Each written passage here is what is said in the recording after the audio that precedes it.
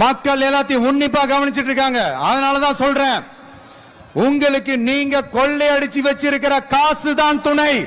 ஆனா எனக்கு என் மேல எல்லையில்லா பாசம் வச்சிருக்கிற இந்த மாசு தான் துணை. உங்களுக்கு தான் டிவிக்கு ஒரு பொருட்டே இல்லல, அப்புறம் ஏன் கதறீங்க? அப்புறம் ஆளாளுக்கு அங்க போயிட்டு இங்க போயிட்டு புலம்பி தள்ளிக்கிட்டு இருக்கிறீங்க. இது எப்படி இருக்கு தெரியுமா? சொல்லிட்டு சரி, எனக்கு பயம் இல்ல, எனக்கு பயம் இல்ல அப்படின்னு சத்தமா சவுண்ட் விட்டுக்கிட்டே சத்தமா பாட்டு பாடிக்கிட்டே இந்த நடுங்கிக்கிட்டே சின்ன பசங்க நடந்து போவாங்க. அந்த மாதிரி இருக்கு.